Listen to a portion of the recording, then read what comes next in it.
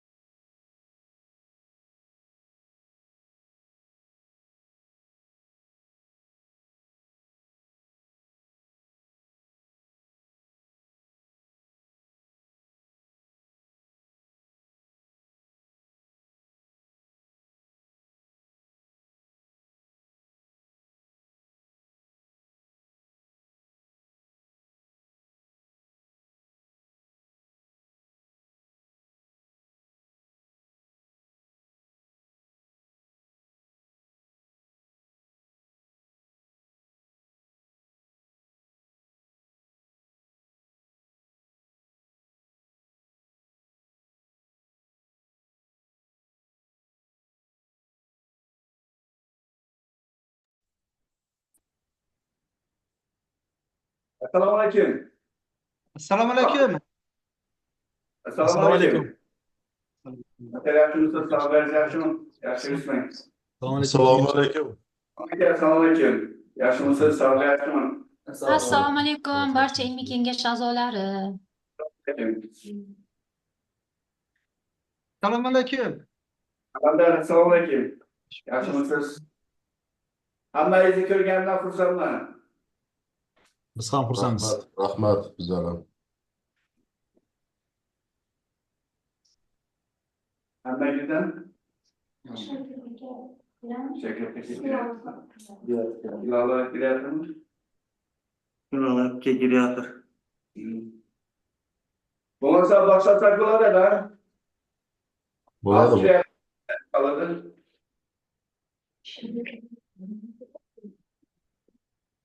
Assalomu alaykum, hurmatli Xorazm Ma'mun akademiyasi huzuridagi ilmiy darajalar beruvchi PhD 02-30-2022 149 raqamli ilmiy kengash a'zolari, hurmatli ustozlar, hamkasblar, bugungi ilmiy kengash majlisida 11 nafar a'zodan 11 nafar ishtirok etmoqda.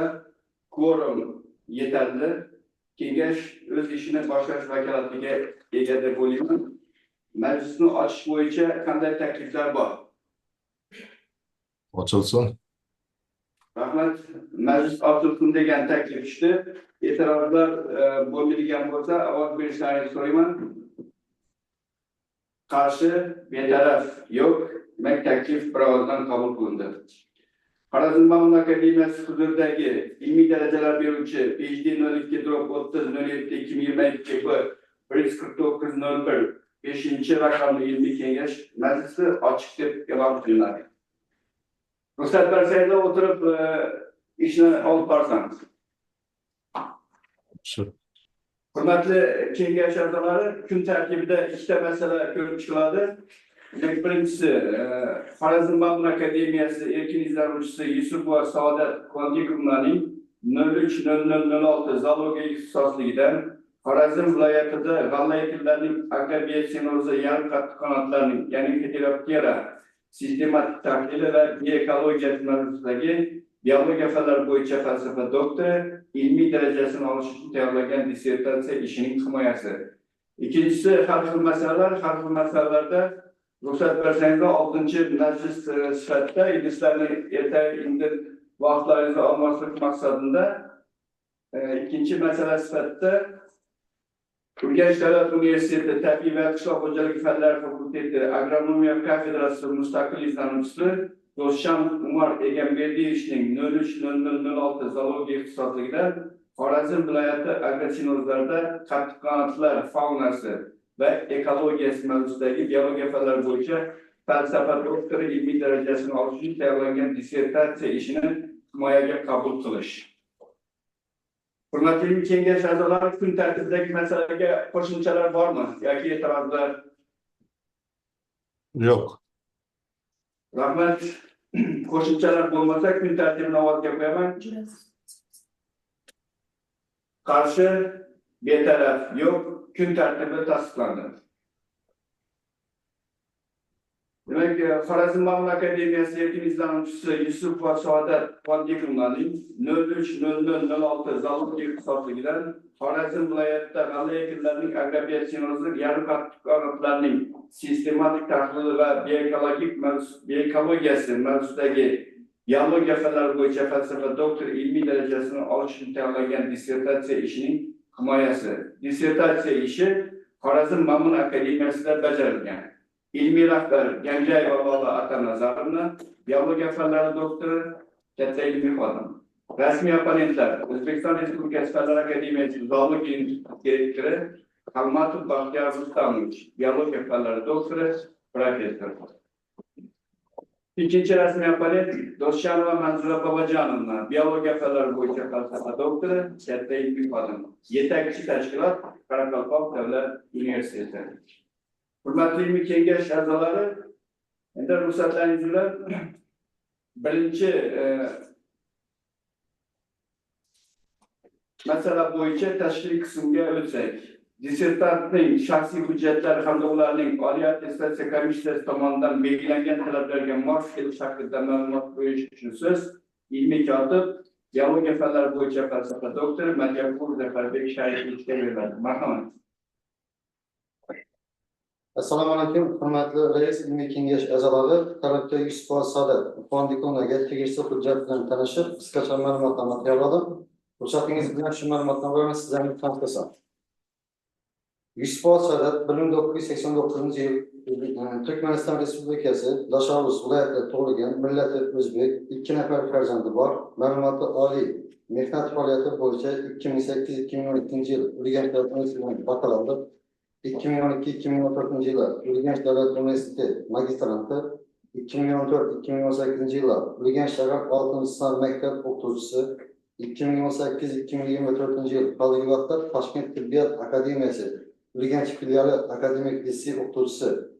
Dissertatsiya mavzusi bo'yicha 13 ta ilmiy ish chop etilgan. Shulardan O'zbekiston Respublikasi Oliy attestatsiya komissiyasining doktorlik dissertatsiyalari asosiy ilmiy ish natijalari chop etishga tavsiya etilgan ilmiy nashrlarda 7 ta maqola, jumladan 5 tasi respublika, 2 tasi xorijiy jurnallarda. Shuningdek, 6 ta tezis xalqaro va mahalliy anjuman to'plamlarida nashr etilgan. 100% sadat malaka imtihonlarini muvaffaqiyatli topshirgan. Jumladan chet tili 80 ball yaxshi, zoologiya mutaxassisligidan 86 ball a'lo, dissertatsiya ishi Xorazm Ma'mun akademiyasida bajarilgan va tabiiy fanlar bo'limining majlisida muhokamadan o'tgan. 4-sonli bayonnomasi muhokama qilingan va himoyaga tavsiya etilgan. 100% sadat Xorazm viloyati g'alla ekinlari agrobiotsionozi yarim qanotlarining sistematik tahlil va bioekologiyasi mavzusidagi dissertatsiyasi 2024-yil 21-iyundagi O'zbekiston Respublikasining Fan akademiyasining mintaqaviy bo'limi Xorazm Ma'mun akademiyasi huzuridagi ilmiy darajalar beruvchi PhD 02-37-2022-B-149-01 raqamli ilmiy kengash qoshidagi ilmiy seminarda majlisda muhokama qilingan va himoyaga tavsiya etilgan. 100% sadat fondikonalar tomonidan taqdim qilingan dissertatsiya ishi himoyasiga oid barcha hujjatlar to'liq rasmiylashtirilgan va ilmiy kengashga taqdim etilgan. E'tiboringiz uchun rahmat. Rahmat. Hurmatli ilmiy kengash a'zolari, mana ilmiy kotib Yusuf va Saodat fondikonalarning ma'lumotlari bilan to'liq tanishtirib o'tdi. Talabgorning hujjatlari yuzasidan ilmiy kotibga yoki bo'lmasa talabgorga savollar bormi? Savollar bo'lmaydigan bo'lsa, ma'lumot uchun qabul qilinsin degan taklif tushyapti. E'tirozlar bormi bo'yicha? Yo'qmi? Kim ushbu taklifga rozi bo'lsa, ovoz berishlarini so'rayman. Qarshi, betaraf yo'q. Demak, ma'lumot qabul qilindi. Endi keyingi bosqichga o'tamiz. Dissertatsiya mavzusining dolzarbligi, maqsadi, tadqiqot jarayonida olingan asosiy ilmiy xulosalar va ishlab chiqilgan ilmiy va amaliy tavsiyalar to'g'risida murojaat qilish uchun so'z Yusuf va Saodat fondikonalarga beriladi. Marhamat. Reglament 20 daqiqagacha yetadi. Marhamat. Assalomu alaykum, hurmatli ilmiy kengash raisi va a'zolari. Ijozatingiz bilan bugungi dissertatsiya ishimning qisqacha mazmuni bilan sizlarni tanishtirib o'tsam. Ilmiy ishim mavzui Xorazm viloyati g'alla ekinlari agrobiotsionozi yarim qanotlarining heteroptera sistematik tahlili va bioekologiyasi. Dissertatsiya mavzusining dolzarbligi va zarurati. Bugungi kunda aholi sonining jahonda yuqori tezlikda ortib borishi, tabiiy resurslardan foydalanish hamda oziq-ovqatga bo'lgan talabning ortishiga sabab bo'lmoqda. Bu esa o'z navbatida sodir bo'layotgan ekologik omillarning o'zgarishlariga, agrotsionozlarda hasharotlarning faunastik dinamikasining o'zgarishiga va begona yangi turlarning paydo bo'lishiga olib kelmoqda. Adabiyotlarda ko'rsatilgan ma'lumotlarga ko'ra, oxirgi 20 yil ichida qandalalarning O'zbekiston uchun begona invaziv hisoblangan yangi turlari AQSh, Eron, Hindiston va Xitoydan kelgan. Ayniqsa agrotsenozlarda zararkunanda hasharotlarning xilma-xilligi ko'payishi, ularning qishloq xo'jaligiga salbiy ta'siri butun dunyo olimlarini tashvishlanishiga sabab bo'lmoqda va ularga qarshi kurashda zamonaviy ilmiy usullardan foydalanishga alohida e'tibor qaratish dunyo hamjamiyati oldida turgan muhim vazifalardan biridir. Shundan kelib chiqqan holda yarim qattiq qanotlarning tur tarkibini aynan agrotsenozlarda aniqlash, sistematikasini tahlil qilish, zararkunanda hisoblangan turlarning bioekologiyasini hamda o'ziga xos bo'lgan xususiyatlarini mukammal darajada o'rganish va qarshi kurash usullarining zamonaviy umumlashgan tizimini ishlab chiqish muhim ilmiy amaliy ahamiyat kasb etadi. Yarim qattiqqanotlarga qarshi kurash uchun budjetdan ajratiladigan moddiy ta'minot miqdori Turkiyada 370 million dollar, O'zbekistonda 10 milliard so'mni, Gruziyada 27 million 164 ming dollar, Texasda 13 million dollar, Kaliforniyada 56 million dollar, AQShning O'rta Atlantika mintaqasida 40 ming dollarni tashkil qiladi. Muammoning o'rganilganlik darajasi. Yarim qattiqqanotlarning faunistik tahlili borasida xorijlik olimlar, jumladan Slater, Beller, Genri, Hadi Abdujalil, Nasir Persson, Musoli va boshqalar tomonidan ilmiy izlanishlar olib borilgan. Respublikamizda yarim qattiqqanotlar turkumining taksonomik tavsifi bo'yicha Samarqand, Buxoro, Toshkent, Andijon, Farg'ona, Qashqadaryo, Surxondaryo, Xorazm va boshqa viloyatlarda Hamroyev, Sharafuddinov, Tohirov, Boltaboyev, Halillayev, Nurjonov, Hashimova, Ahmedova, Ruslanov, Musayev va Genjayevalar tomonidan ilmiy tadqiqot ishlari olib borilgan. Tadqiqotning maqsadi Xorazm viloyati g'alla ekinlari agrobiotsenozi yarim qattiqqanotlarning tur tarkibi, ekologik va biologik xususiyatlari hamda zararkunanda turlar bilan donning zararlanishi orasidagi korrelyatsion bog'lanishni aniqlashdan iborat. Tadqiqotning vazifalari mazkur dissertatsiyaning tadqiqot ishlari quyidagi muhim vazifalarni o'z ichiga oladi. G'alla ekinlari agrobiosenozida uchraydigan yarim qattiqqanotlarning tur tarkibini aniqlash, taksonomik tarkibini tahlil qilish va yarim qattiqqanotlar faunasining dominant guruhlarini aniqlash, yarim qattiqqanotlarning ekologik guruhlarini aniqlash, ekotizimlarda yarim qattiqqanotlar turlarining trofik munosabatlarini aniqlash, yarim qattiqqanotlarning hayotiy shakllari va sikllarni tahlil qilish, yarim qattiqqanotlarning faunasini turli xil ekotizimlarda qiyosiy tahlil qilish hamda ularning xo'jalik ahamiyatini baholash. Tadqiqotning materiallari va uslublari. Xorazm viloyatida g'alla ekinlariga zarar yetkazuvchi yarim qattiqqanotli hasharotlarning tur tarkibini va bioekologiyasini aniqlashga qaratilgan eksperimental tadqiqotlarimiz 2019-2023 yillarda Xorazm viloyati Yangibozor, Xonqa va Shovot tumanlarida bug'doy, sholi va tritsikali yetishtirilgan quyidagi fermer xo'jaliklarida bajarilgan. Yangiariq tumani Ozod va Onaxon fermer xo'jaligida kuzgi bug'doyning Krasnodar, Asr va Davr navlarida, Yangibozor tumani Xo'jamet Baxtiyor fermer xo'jaligida kuzgi bug'doyning Asr, sholining Nukus, Alanga, Iskandar navlarida, Xonqa tumani Sotimboyev, Azimboy fermer xo'jaligidagi kuzgi bug'doyning Asr navida va Shovot tumanidagi Olayoq Behro'zbek fermer xo'jaligidagi Tritsikalining Sardor va Sivat navlarida. Dala sharoitida 2019-2023 yillar yarim qattiqqanotli hasharotlarning tur tarkibi uchun kolleksiyalar yig'ildi. 2021-2023 yillarda ma'lumotlarga ko'ra esa boshroqli ekinlar agrotsenozidagi dominant va subdominant turlar aniqlandi. Bundan tashqari dalada yetakchi hisoblangan va turlarning mavsumiy dinamikasi ularga yetkazadigan zarari o'rganildi. 2022-2023 yillarda yarim qattiqqanotli hasharotlarning donning sifat ko'rsatkichiga ta'sirini tahlil qildik. Namunalarni identifikatsiyalash Puchkov, Kerenjer va Gallup tomonidan tuzilgan identifikatsiya belgilari bo'yicha amalga oshirildi. Zoyme-Gauttier usuli bo'yicha turlarning son dinamikasini hisoblab chiqdik. Turlarning soni va ularning g'alla ekinlarda paydo bo'lishini Dajus formulasi yordamida hisoblangan. Donning shikastlanishini farqlashda Vilkova va boshqa usullarda amalga oshirdik. Dala maydonlarining umumiy ko'rinishi, keyin g'alla agrobiotsenozi yarim qattiqqanotlarning taksonomik taqsimlanishi. Keyin biz ilmiy tadqiqotlarimizda Xorazm viloyatida Genjayeva tomonidan olib borilgan ilmiy izlanishlarda keltirilgan ma'lumotlarni heteroptera turkumiga kiruvchi hududiy faunalar ro'yxati bilan qiyosiy tahlil qildik. Buning natijasida g'alla agrotsenozlarda yashovchi qandalalar faunasining bugungi kundagi o'rganilganlik darajasini aniqladik. Genjayeva ishlari 2007-2020 yillarda bo'lib, g'alla ekinlarida 46 tur qandala turi aniqlangan. Bizning tadqiqotlarimiz 2019-2023 yillarda g'alla ekinlaridagi 65 tur qandala turini o'rgandik. Donli o'simliklar vegetatsiya davrida hamda dala atrofidagi begona o'tlarda va daraxtlarda olib borilgan tekshirishda yarim qattiqqanotlarning 65 turi aniqlandi. G'alla ekinlarida yashovchi qandalalarning tur tarkibi aniqlanib, ilk bor Xorazm viloyati faunasi uchun Namis, Pibaterus, Dolichorus, Rhopalus, Pictoperus, Aylayer, Carpocorus, Dolichorus, Eurygaster avlodlariga mansub bo'lgan 19 tur. Shu jumladan O'zbekiston faunasi uchun yangi Navis pseudoferus turi qayd etildi. Keyin g'alla gratsionozlarida aniqlangan qandalalarning oila va avlodlar bo'yicha taqsimlanishi, Nabiday oilasi 2 tur, Miriday oilasi 8, Rapaliday 4 tur, Gaykariday 2, Lagiday 3, Ratramiday 3, Kaydinaday 6, Pentatomiday 10 tur va Sputeleriday 2. G'alla gratsionozi yarim qattiq qanotli turlarning ustunlik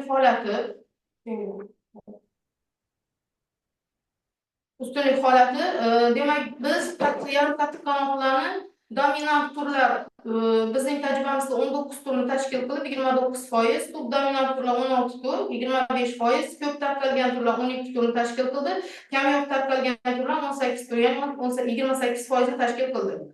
Qandalalarning diapazodan uyg'onish davri va rivojlanishi. Qandalalarning aktiv holatdagi hayot davri juda qisqa bo'lib, ko'p vaqtda passiv holatda, ya'ni diapazo davrida bo'ladi. Xorazm viloyatida bug'doy va vertikal gratsionozda ular asosan may oyining 3-dekadasida va iyun oylarida, shola gratsionozda esa ba'zan avgust oylarida aktiv bo'ladi.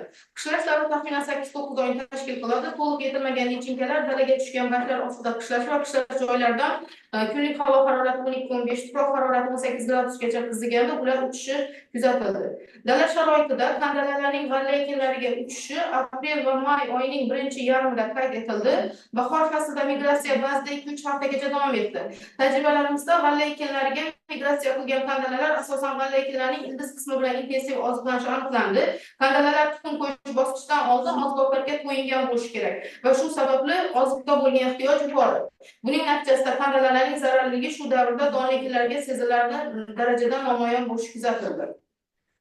Urg'ochi qandalalarning tritikallida tuxumlarning joylashishi.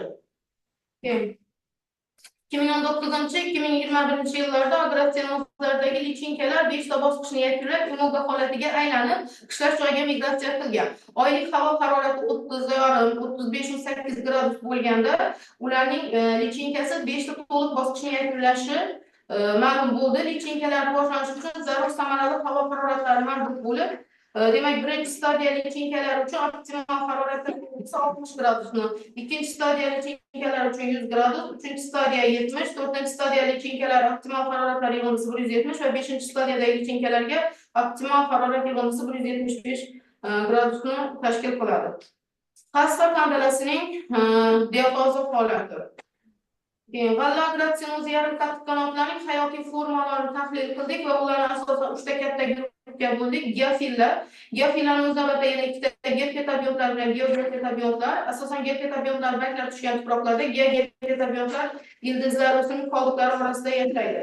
Fitofillar, ya'ni bular o'simlik tur, demak, yarim qattiq qanotlar hisoblanib, ularni yana 5 ta kichik guruhlarga ajratdik. Kartabiontlar o'simliklar bilan oziqlanuvchi, dendrobiontlar daraxtlar orasida yashovchilar, geopetabiontlar o'simlik qoldiqlari bor yerlarda, portatamnobiontlar bo'lsa, o't va butalar orasida, dendrotamnobiontlar daraxt va butalar orasida hayot kechiradi.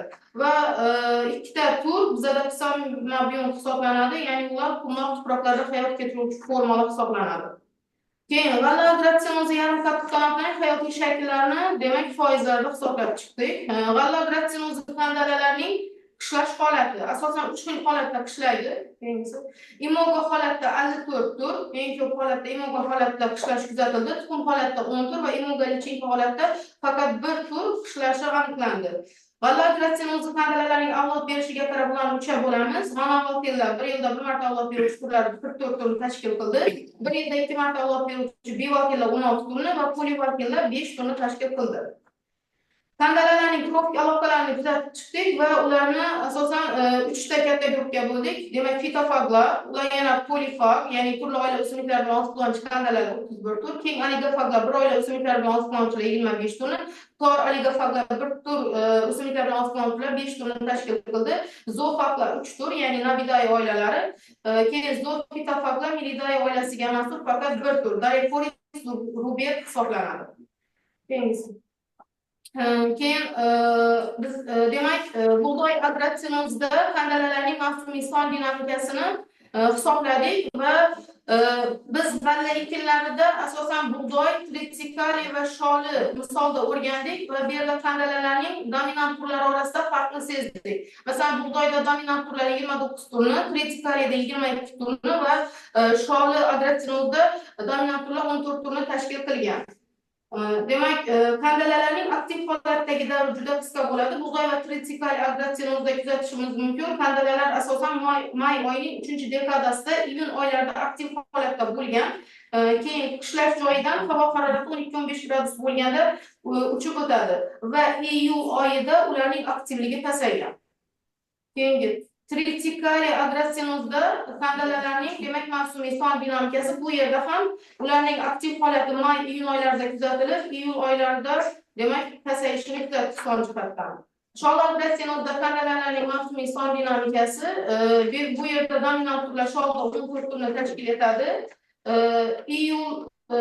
Iyun oylarida harorat 40,5-50,8 gradus bo'lganda qandalalarning sonining kamayishini kuzatdik. Havo harorati pasayganda yosh lichinkalar yana faollashib 1-2 hafta davomida oziqlanishga kirgan. Va sholida avgust oyida demak soni oshishini kuzatdik. Faqat sholi va tritsikalida demak bizda 3 tur zarar berishi o'rganildi. Miriday oilasiga mansub zararli qandalalarning son dinamikasi va boshqa ekinlarga zarari. Buni biz 2021-2023 yillar davomida o'rgandik. Qandalalarning g'alla ekinlariga zarar keltirish darajasi iyun oyida bug'doy tritsikali sholi daralarida 3 ta oila misolida o'rganildi. Miriday, Pentatomiday va Scuteleriday oilasiga mansub 35 tur dominant va subdominant turlarning eng ko'p zarar berishini o'rganib chiqdik. Va 2021-yilda demak zarar 2021-yilda tritsikali agratsionimizda demak zarar 15,9%, 2022-yilda 29,9% va 2023-yilda 9,6% tashkil qildi. Eng ko'p zarar 3 yilning ichida 2022-yilda kuzatilgan. Eng zararlanish darajasi qaysi yil? 2023-yil bo'lib qayd etildi. Keyin Pentatomiday oilasiga mansub zararli qandalalar sonining dinamikasi va boshqa ekinlarga zarari. Demak, bu yerda ham tritsikali bug'doy va shol agratsionimizda o'rgandik. Demak, biz 5 metr kvadrat maydonda konvert usulida qandalalarning sonini o'rgandik va qandalalar soni donning zararlanishiga bog'liq ekanligini kuzatdik. Yana demak 2021-yilda zarar demak tritsikalida masalan 19,1%, 2022-yilda 35,5 va 2023-yilda kam ko'rsatkich 10,4% tashkil qildi. Uchinchi oilamiz Scuteleriday oilasiga mansub zararli qandalalar sonining dinamikasi va boshqa ekinlarga zarari. Bu yerda biz asosan demak Integrikets avlodlariga mansub 2 ta qandala misolida buni o'rganib chiqdik. Keyingisi qandalalar soniga qarab bug'doy donining zararlanishidagi o'zgarishlar. Qandalalar soni 13,33 ekzemplyar metr kvadratga oshgan yillarda zararkunanda bilan zararlanishi 0,80 ball bilan, ya'ni 26,3% bo'ldi. Bu ko'rsatkichni Excel dasturida bromli dispersion tahlilining regressiya tenglamalari tasdiqlaydi. Qandalalar soniga qarab tritsikali donining zararlanishi, bunda zararlanish qandalalar soni 11,33 ekzemplyar metr kvadratdan oshganda 0,68 ball bilan, ya'ni 22,4% zararlanish kuzatildi. Qandalalar soniga qarab sholi donining zararlanishidagi o'zgarishlar. Bunda demak metr kvadratiga 14 qandaladan oshganda zararlanish 0,84 ball bo'lib 27,6% tashkil qilgan. Keyin qandalalarning kuzgi bug'doyning don sifatiga ta'sirini o'rgandik. 2022-2023 yillarda biz kuzgi bug'doyning zararlangan donning sifat ko'rsatkichini kamayishini o'rganishni joiz topdik. Va tajriba variantlarimiz zararlanmagan urug' va zararlangan urug' misolida o'rgandik va buni demak 2022-yil, ya'ni qandalalar bilan zararlanish yuqori bo'lgan yil bilan 2023-yil qandalalar bilan zararlanish kam bo'lgan yilga nisbatan oldik va 1000 ta urug'ning vazni 2022-yilda 26,7% ga kamaygan, kam zararlanish bo'lgan yili 18,6% ga.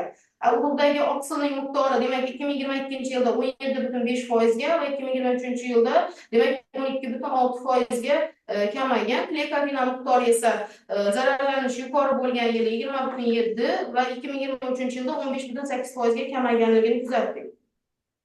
Keyin uglevodlar miqdoriga qandalalarning ta'sirini ham o'rganib chiqdik va unda asosan shakar bilan kraxmalda o'rgandik. 2022 yilda demak shakar miqdori demak 2,07 ga keyin 2023 yilda shakar miqdori 1,38% ga kamaygan. Kraxmal miqdori esa urug'da 2022 yilda 11,93 ga, 2023 yilda 9,35% ga kamayganligini kuzatdik. Xulosa, demak birinchi hamma avtoreferat tarqatilgan xulosa shart emas. Ular ilmiy kengash a'zolari xulosa bilan tanishib chiqqan. Yana ko'rsatuvlar bormi? Bo'ldimi? Rahmat. Hurmatli ilmiy kengash a'zolari, mana dissertant o'zini taqdimotini yakunladi. Endi savol javoblarga o'tsak. Marhamat, kimda savollar bor? Salom aka, mayli, men savol bersam. Marhamat, rahmat.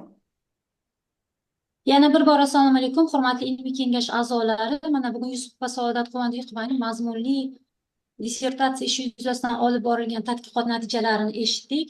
Meni savolim Saodat Quvondiqovaga quyidagicha, ya'ni biz bilamiz, Saodat Quvondiqovaning ustozlari Lola Ganjayeva bu borada ko'p tadqiqot ishlarini olib borgan. Bugungi talabgorimiz ham ustozi, ya'ni ilmiy rahbari olib borgan ishlarni to'laligicha tahlil qilgan. Savolim, Lola Ganjayeva 2007-2020 yillarda tadqiqot ishlari amalga oshirib, g'alla ekinlarida 46 ta tur topganligi qayd etildi va bugungi talabgorimiz, dissertantimiz 61 ta tur topgan so'nggi 3-4 yil ichida. Ya'ni turlar tarkibi 19 taga oshgan. Buni nima bilan izohlaysiz? Birinchi savolim. Zarchan, tushunarlimi? Assalomu alaykum. Savolingiz uchun rahmat domla. Ustozim Ganjayeva tomonidan olib borilgan tadqiqot ishlari, davlat tajribalari 2007-2020 yillarda demak Xorazm viloyati va Quyamudaryo, Ellikqal'a tumanlarida olib borilgan va ustozimning ishlarida demak barcha ekinlardagi qandalalar o'rganilgan. Faqat g'alla ekinidagi 46 ta tur ustozimning ishlarida ko'rsatilgan. Ustozimning ishlarida faqat bug'doy bilan sholidagi qisman turlar aniqlangan. Bizning ishlarimizda bo'lsa sholidagi, tritikaliydagi va bug'doydagi demak qandalalarning yangi turlari o'rganildi. Demak Ganjayeva tomonidan olib borilgan ilmiy izlanishlarda biz heteroptera turkumiga kiruvchi hududiy faunalar ro'yxati bilan qiyosiy tahlil qildik va domla ustozimning ishlarida 2007-2020 yillarda g'alla ekinlaridagi 46 ta turni qayd etgan bo'lsak, biznikida masalan Nabis avlodiga mansub yangi 3 turni qayd qildik. Va bizning tadqiqotlarimizda donli ekinlar maydonlaridagi 65 tur qandalar aniqlandi va biz ustozimning ishlarida masalan tritikali bilan sholi bo'lmagan. Bizning ishlarimizda demak sholi bilan tritikalidagini ham qo'shdik. Gulnora, javob qoniqarlimi? Javob qoniqarli. Keyingi savolimga o'tamiz. Keyingi savolim g'alla ekinlari agrobiotsinozida yarim qattiq qanotiylar uchrash bo'yicha kamyob, ko'p, dominant va subdominant turlarga ajratilgan. Bu qaysi kriteriy bo'yicha aniqlandi? Va qanchalar to'g'ri? Kamyob turlar 28% uchrashi va kamyobga kiritilishi. Rahmat. Savolingiz uchun rahmat domla. Demak biz qandalalarning son dinamikasini, ustunlik holatini demak Zaymi va Gautier usullari asosida o'rgandik va dominant turlar bizda 19 turni tashkil qilgan. Bu 29,2%, subdominant 16 tur.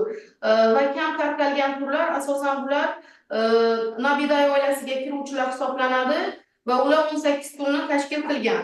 Asosan ustunlik holati bizada 3 oilada kuzatildi. Bular pentatomidayi, miridayi va demak subtiliridayi oilalarida unga kiruvchi, masalan, subtiliridayi oilasiga kiruvchi 6 ta turni o'rgandik. Shularning ichida ham dominant turlar 2 ta bo'lib, ular Eurygaster integricatus bilan Eurygaster austrica, qolgan 4 ta tur, masalan, ular demak ko'p tarqalgan turlarga kirdi.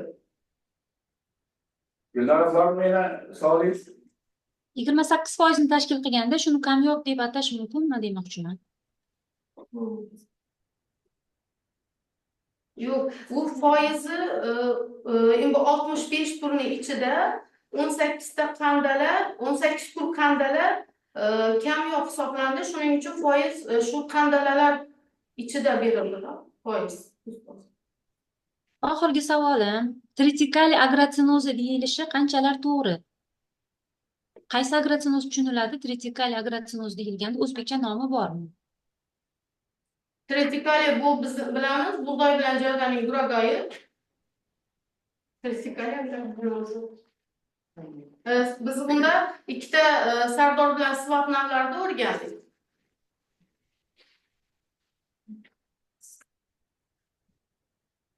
Rahmat.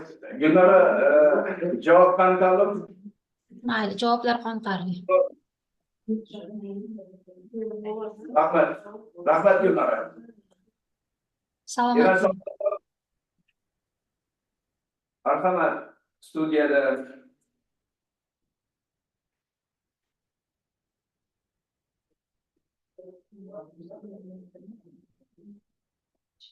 savollar bormi? Marhamat, sizlarda bormi? Kimda savollar bor? Bo'lsa savol bo'yicha menda bir ikki savol bor. Ana G'alla agrabiyatsiyonida shu fitofag kanallarning trofik aloqalarini o'rganganmiz. Bu yerda umumiy nimada polifag, keyin oligofaglar, hamtar oligofaglar to'g'risida tushuncha bergansiz. Endi siz shu aniqlangan turlar ichida o'zgarishlar bo'lganmi? Masalan, tar oligofaglar, keng oligofaglarga o'zgarishi, umuman shu trofik aloqalardagi bu adabiyotlardagi qat'iy belgilangan trofik aloqa, to'g'rimi? Sizlar kuzatildimi shu o'zgarish, trofik aloqalardagi o'zgarishlar turlarda bo'ldimi yo bo'lmadimi? Savolingiz uchun rahmat domla. Demak, biz fitofaglarni o'zi 3 guruhga bo'lgandik. Polifaglar, ya'ni turli oilaga kiruvchi o'simliklar bilan oziqlanuvchi qandalalar, keng oligofaglar bir oilaga kiruvchi o'simliklar bilan oziqlanuvchi va tor oligofaglar bir tur bilan oziqlanuvchilar. Keyin biz bu narsada o'zgarishni kuzatmadik. Asosan biza ko'pincha g'alla ekinlariga zarar beruvchi asosan keng oligofaglarni bir oilaga kiruvchi o'simliklar bilan oziqlanuvchi qandalalarni tahlil qildik. Asosan Eurygaster avlodiga mansublarni kuzatdik. Keyin yangi aniqlangan O'zbekiston uchun aniqlangan yangi tur, ya'ni Nabidayani kuzatdik. U zo'faq hisoblanadi. Ya'ni g'alla ekinlarida uchraydi, lekin demak entomofaq hisoblanadigan tur hisoblanadi. Rahmat. Bormi savollar?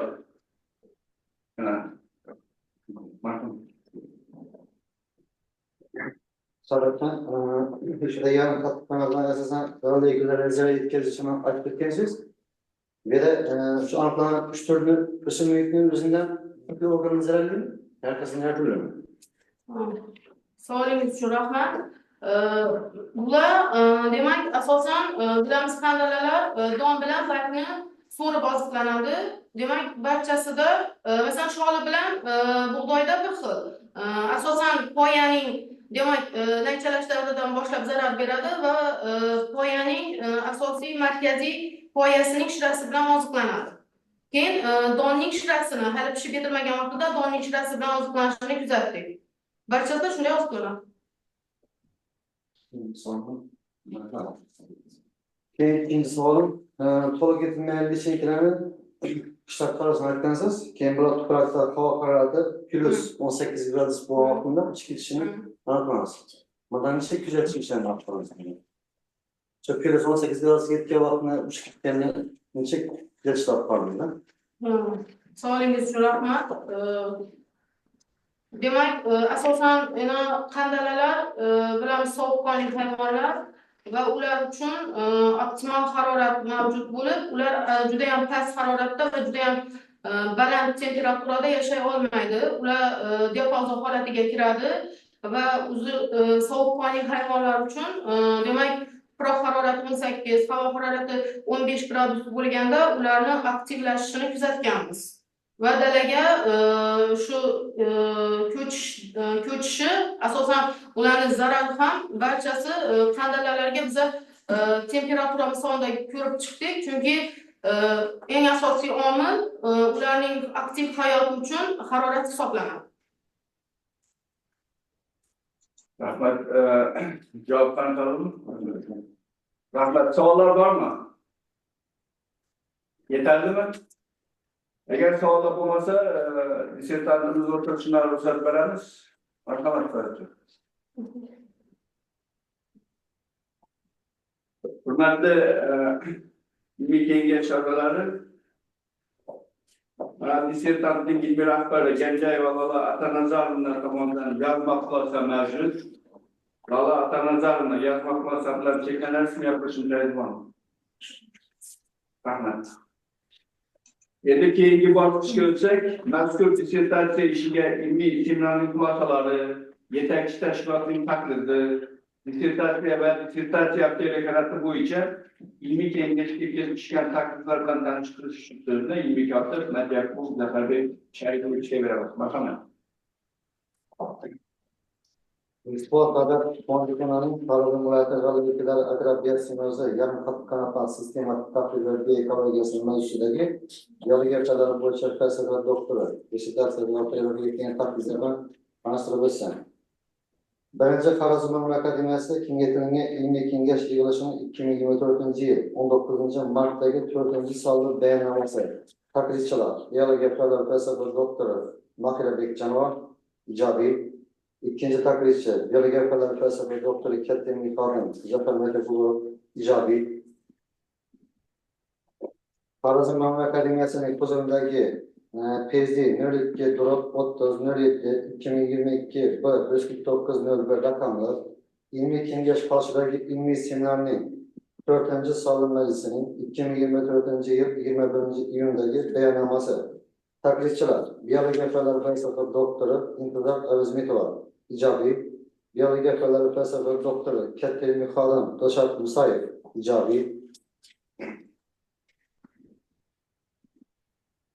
yetakchi tashkilot Qoraqalpog'iston davlat universitetining biologiya fakulteti, umumiy biologiya va fiziologiya kafedrasi huzuridagi ilmiy seminarning 2024-yil 28-sentyabrdagi navbatdan tashqari yig'ilishning bayonnomasi taqdirchi biologiya falsafa doktori dotsent Murat Bekjanov. Birinchi bildirilgan takliflarni tanishtirib o'tsam, birinchi ilmiy tadqiqot o'tkazilgan hududning tuproq sharoiti haqidagi ma'lumotlar qisqartirib berilgan, obyektning tuproqda hayot kechirishini inobatga olgan holda kengroq berilganda maqsadga muvofiq bo'lar. Ikkinchi, aniqlangan turlarning tuproq turlari kesimida ma'lumotlar keltirilgan, ishning saviyasi yanada oshar edi.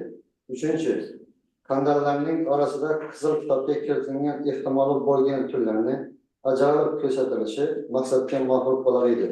To'rtinchi, turlarni biologiya, ekologik omillarning ta'sirini, bog'liqlik jarayonini diagramma kesimida ko'rsatilishi ma'lumotni kengroq yaratilishiga sabab bo'lardi.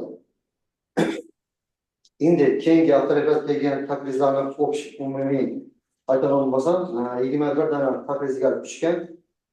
Shular bilan tanishtirib o'tsam, birinchi Diego de Avila Universiteti professor Marcos Martinez Montero Kuba ijobiy, Qoraqalpoq davlat universitetining biologiya fakulteti dekani biologiya falsafa doktori professor Amitov ijobiy, Navoiy innovatsion universitetining aniq texnika va tabiiy fanlar kafedrasining professori Ilyasov ijobiy, Turan universiteti tabiiy fanlar fakulteti katta o'qituvchisi biologiya fanlari falsafa doktori Bo'riyeva ijobiy, Sharaf Rashidov nomidagi Samarqand davlat universitetining biokimiya instituti o'simliklar fiziologiyasi va mikrobiologiyasi kafedrasining professori Bo'rakov Ijobiy, O'zbekiston Respublikasining Fanlar akademiyasining zoologiya instituti muvaffaqiyat ekologiyasi va bioussullarning nazariy asoslari laboratoriyasi mudiri, biologiya fanlari nomzodi katta xodim Ahmetova Ijobiy,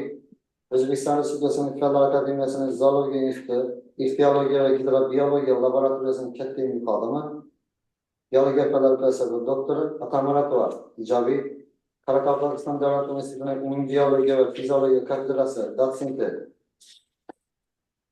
Mudasheva Ijobiy, Lambika dehqonchilik va ilmiy tadqiqot instituti agrokimiya va biokimiya laboratoriyasining mudiri, qishloq xo'jaligi fanlari professori doktori katta xodimi Namatqulov Ijobiy, O'zbekiston Respublikasining Fanlar akademiyasining zoologiya institutining ilmiy kotibi, biologiya fanlari doktori professor Shakarbayev Ijobiy, Andijon davlat universitetining zoologiya va biokimiya kafedrasi mudiri, biologiya fanlari doktori professor Husanov Ijobiy, Buxoro davlat universitetining tabiiy fanlar va agrobiotexnologiya fakulteti biologiya kafedrasi mudiri, biologiya fanlari professori doktori dotsent Shamsiyev Ijobiy, Andijon davlat universitetining genetika va biotexnologiya kafedrasining dotsenti Dosmatova Ijobiy, Farg'ona davlat universitetining zoologiya va umumiy biologiya kafedrasi dotsenti Abidov Ijobiy, Qoraqalpog'iston qishloq xo'jaligi va agrotexnologiyalar instituti o'simliklarni himoya qilish va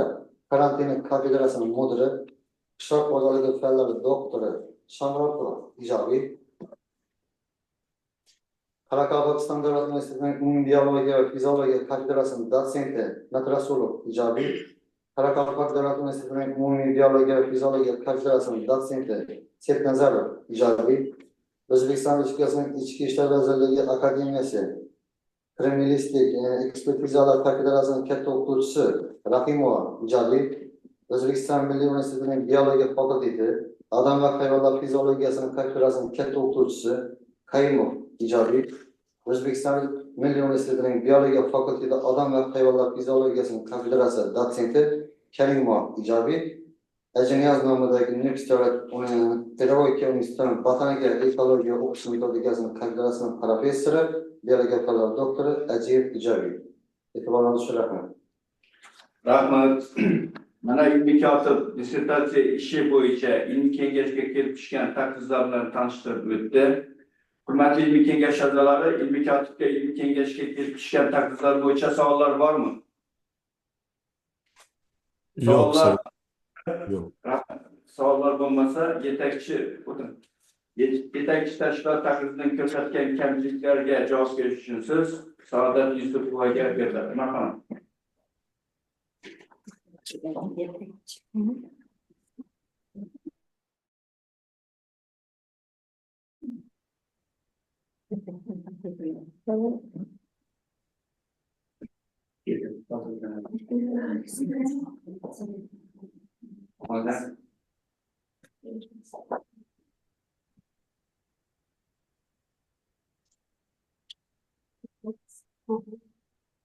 Ko'rsatilgan kamchiliklarga javobim, demak, ilmiy tadqiqot o'tkazilgan hududning tuproq sharoiti haqidagi ma'lumotlarni keyingi ishlarimizda kengroq yoritishga harakat qilamiz.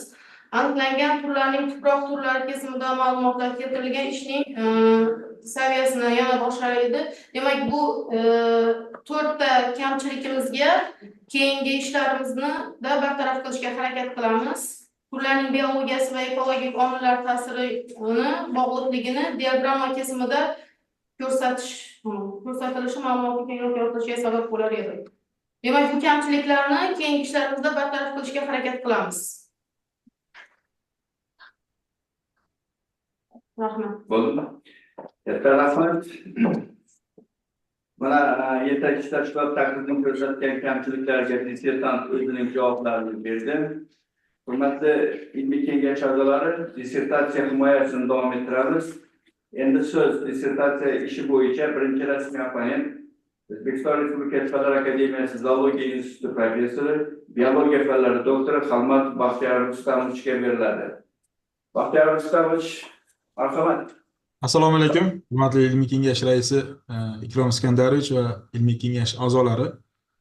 Ruxsatingiz bilan Yusuf va Saodat Quvandiqullarning Xorazm viloyati g'alla ekinlari agrobiotsinozi yarim qattiqqanotlilarining sistematik tahlili va bioekologiyasi mavzusidagi 030006 zoologiya ixtisosligi bo'yicha biologiya fanlari falsafa doktori PhD ilmiy darajasini olish uchun yozilgan dissertatsiya ishiga yozilgan taqriz bo'yicha qisqacha tanishtirib o'tsam. Marhamat. Hammamizga ma'lumki, bugungi kunda dunyo miqyosida kuzatilayotgan ekologik holatning keskin o'zgarishi, ayniqsa hasharotlar olamining bioekologik xususiyatlariga keskin ta'sir qilmoqda. Yangi invaziv turlar paydo bo'lishiga ta'sir ko'rsatmoqda.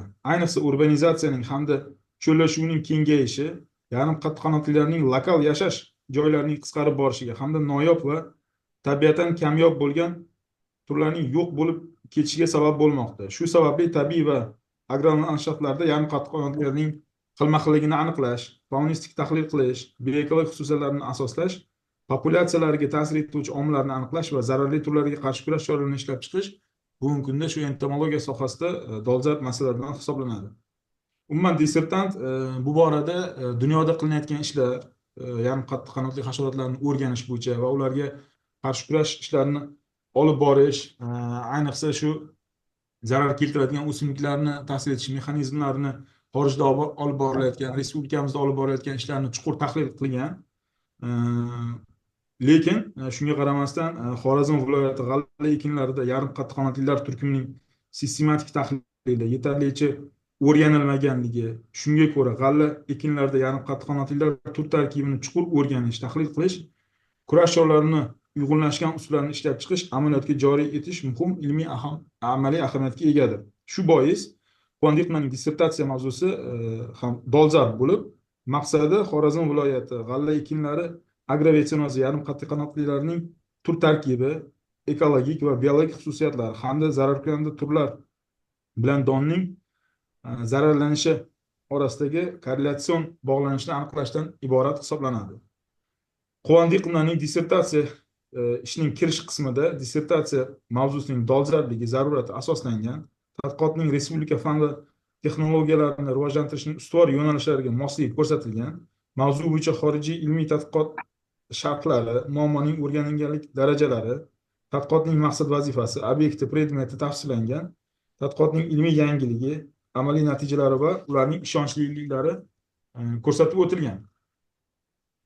Dissertatsiya shu an'anaviy usulda yozilgan bo'lib, dissertatsiyaning g'alla agrobiotsinozi qandallarning o'rganilish tarixi deb nomlangan birinchi bobida yarim qattiqqanotlilarning faunasi, tarqalishi va biologik hamda ularning iqtisodiy ahamiyati bo'yicha adabiyotlar sharhi bayon etilgan. Xorijiy davlatlar va mamlakatimiz olimlar tomonidan olib borilgan tadqiqotlar to'g'risida ma'lumotlar keltirilgan. Mazkur bobda yarim qattiqqanotlilarni kompleks o'rganish bo'yicha olib borilgan ilmiy tadqiqot ishlari, ularga qarshi kurashda ularning xatti-harakatlari, shuningdek jahon amaliyotida olib borilgan tadqiqotlarning holati va muammolarga oid tahlillar mavjud.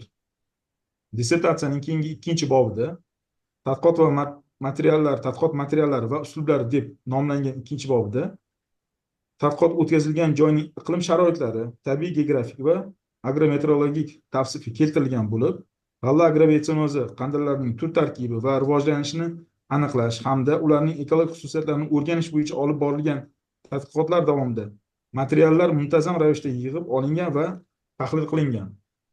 Dala sharoitida tadqiqot ishlari asosan 2019-2023 yillarda yarim qattiqqanotli hasharotlarning tur tarkibini aniqlash uchun kolleksiya yig'ilgan. 2021-2023 yillardagi ma'lumotlarga ko'ra, boshoqli ekinlar agrotsinozida dominant va subdominant turlar aniqlangan. Bundan tashqari dalada yetakchi hisoblangan turlarning mavsumiy dinamikasi, ya'ni dominant va ularni yetkazadigan zararlari o'rganilgan. 2022-2023 yillarda yarim qattiqqanotli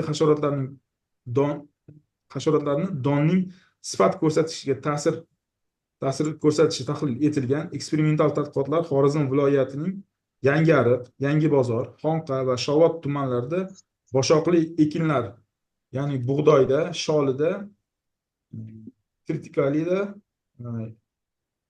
yetishtiradigan quyidagi fermer xo'jaliklarida aniqlangan. Fermer xo'jaliklarining nomini keltirib o'tirmayman. 1 bu dissertatsiyani shu ikkinchi bobda to'liq bayon etilgan. Umuman olganda barcha tajribalar shu to'g'ridan to'g'ri fermer xo'jaliklarida har bir ekin turini vegetatsion periodda usul metodika yordamida kuzatib tahlil qilib borilgan. Ikkinchi bob shunga bag'ishlangan. Dissertatsiyaning 3-bobi esa g'alla agrobiotsinoza qandalarning tur tarkibi taksonomikasi deb nomlangan. Mazkur bob ikkita bo'limdan iborat bo'lib, g'alla agrotsinozidagi yarim qattiqqanotlarning faunasini taksonomik va dominantlik tahlil to'g'risidagi ma'lumotlar bayon etilgan. Tadqiqot natijasida g'alla agrotsinozidagi tuproqda yashovchi yarim qattiqqanotlar faunasining jami 65 ta turi anatomik ro'yxat tarzida keltirilgan va bu har bir turni uchrashi qayd qilingan sanalari ko'rsatib berilgan. Keyingi 4-bobda esa dissertatsiyaning g'alla agrobiotsinoza qandalarining biologiyasi, bioekologiyasi deb nomlangan. Mazkur bobda asosan g'alla o'simliklarining vegetatsiya davridagi yarim qattiqqanotlarning bioekologik xususiyatlari aniqlangan va tahlil qilingan.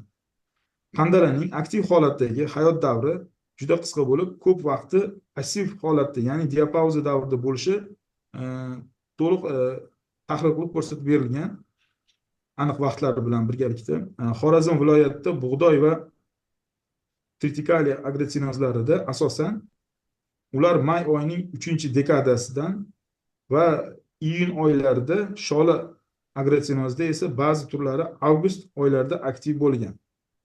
To'liq yetilmagan lichinkalar dalaga tushgan barglar ostida qishlashi va qishlash joylarida o'rtacha kunlik harorati 12-15 gradus, tuproqning havo harorati 18 gradus qiziganda ular uchib ketishi ko'rsatib berilgan. Dissertatsiyaning keyingi g'alla ekinlaridagi zararkunanda yarim qattiqqanotlarning tarqalishi va zarar deb nomlangan 5-bobda dala maydonlarida turlarning soni, zararli ko'rsatkichlari, regionlar bo'ylab keng tarqalganligi va populyatsiyalarning monitoring natijalari to'g'risida ma'lumotlar keltirilgan. Agrotsinozlarda qandalar sonining mavsumiy dinamikasi ko'p omillar, masalan, abiotik omillardan harorat ta'sir qilishi ko'rsatib berilgan. Bu ko'rsatilgan omillarning turli kombinatsiyaga va ekologik muhitga qarab hasharotlarning populyatsiya dinamikasi aniqlangan. Fenologik kuzatuvlar va namunalarni yig'ib olish g'alla ekinlarining nachalash fazasidan boshlab donning to'liq pishish bosqichiga qadar olib borilgan. Namunalarning soni gullash fazasida va sutli pishish bosqichida oshib borishi kuzatilgan va vegetatsiyaning oxirgi fazalaridan boshlab ularning soni kamay borishiga to'liq bayon etib berilgan. Va bundan tashqari shu dominant turlarning foizlarda ulushlar ko'rsatib berilgan. Buni tadqiqotchimiz dissertatsiyada taqdimotida to'liq bayon qildi. Bunga to'xtalib o'tish joiz deb topmayman. Umuman olganda mazkur dissertatsiya ishi ilmiy yangiligi, olingan amaliy yangiliklar va berilgan xulosalar bugungi kunda shu yarim qattiqqanotli qandalarning shu Xorazm viloyatida turli don ekinlaridagi aniq holati baholab berilgan va ularga kelajakda qarshi kurash strategiyasini ishlab chiqishga asosiy manba bo'lib xizmat qiladi. Quvontiy Qumlarning dissertatsiya ishi o'zbek tilida an'anaviy tartibda yozilgan bo'lib, kirish 5 ta bob, xulosalar, foydalanilgan adabiyotlar ro'yxati va ilovalardan iborat. Dissertatsiyaning hajmi 119 betni tashkil qiladi. Dissertant bilan birga ishlaganimizda shu dissertatsiyani ko'rishda ancha berilgan savollarga aniqlik kiritildi. Dissertant o'zi bajargan ishni to'liq shu o'zi tushunib yoritib berdi. Shunga qaramasdan baribir ayrim kamchiliklar bor. Shunga to'xtalib o'tsam. Birinchisi, adabiyotlar sharh qismida mavzudan kelib chiqqan holda solishtirish metodlari natijalariga oid ma'lumotlarga kengroq ahamiyat qaratilsa yaxshi bo'lar edi, chunki bunday adabiyot ma'lumotlari juda kam. Ikkinchi kamchilik sifatida tajriba o'tkazish uslublari bobida qandalarning sonini dalada hisobga olish qaysi uslublar asosida olib borilganligi ko'rsatilmagan. Metodika to'liq bayon qilib berilgan, lekin shu metodikani muallif kim ekanligi alohida ko'rsatilmagan. Buni ko'rsatib qo'yish maqsadga muvofiq deb hisoblayman. va uchinchisi dissertatsiyaning 3-bobi 3.1 bo'limida g'alla agrobiotsinozi yarim qattiqqanotlarining 65 turga oid materiallar har bir turning uchragan vaqti, koordinata nuqtalari, tarqalishi, zagografiyasi bo'yicha ma'lumotlar bilan keltirilsa maqsadga muvofiq bo'lardi. Bu to'liq tur haqidagi ma'lumotga ega bo'lardik. To'rtinchisi, ilovalar qismida aniqlangan turlar rasmlari dissertatsiyani hajmi hammaga ma'lum, oshib ketmasligi uchun shu ilova qismida aniqlangan turlarning rasmlari keltirilsa, bu dissertatsiya yanada mavqeni oshirgan bo'lardi. Umuman boshqa hamma savol kamchiliklarni biz dissertant bilan o'z vaqtida ko'rib chiqdik, tahlil qilib ko'rildi. Umuman olganda Yusupova Saodat Quvondiqovaning Xorazm viloyatida g'alla ekinlari agrobiotsinozi yarim qattiqqanotlarining sistematik tahlili va bioekologiyasi mavzusidagi dissertatsiya avtoreferati O'zbekiston Respublikasi Oliy ta'lim, fan va innovatsiyalar vazirligi huzuridagi Oliy attestatsiya komissiyasining talablariga javob beradi va uning muallifi 03-0006 zoologiya ixtisosligi bo'yicha biologiya fanlari falsafa doktor PhD ilmiy darajasini olish uchun loyiq deb hisoblayman. E'tiboringiz uchun rahmat. Katta rahmat, Baxtiyor Rustamovich, shu qimmatli vaqtingizni ayamay ishni bir batafsil ko'rib berganingiz, har bir bobni tahlil qilib, uni ijobiy qismlarini, shu tadqiqotchini olib borgan tadqiqotlar ijobiy tomonlarini yoritib berdingiz. Shuningdek, ishni bizga xos, albatta ish bor joyda kamchilik bo'ladi. Bu ishni kamchiliklari va takliflarini berganingiz uchun sizga katta rahmat. Sog' salomat bo'ling. Hurmatli ilmiy kengash a'zolari, mana biologiya fanlari doktori professor Baxtiyor Rustamovich dissertatsiya ishiga yozgan rasmiy taklifini o'qib eshittirdi va o'z fikrini bildirdilar. Endi birinchi rasmiy opponent tomonidan ko'rsatilgan kamchiliklar va takliflarga o'z munosabatini bildirish uchun so'z Saodat Yusupovaga beriladi. Marhamat. Hurmatli Xolmatov Baxtiyor Rustamovich, qimmatli vaqtingizni ayamasdan mening dissertatsiya ishimni tahlil qilib chiqqaningiz uchun o'z minnatdorchiligimni bildiraman.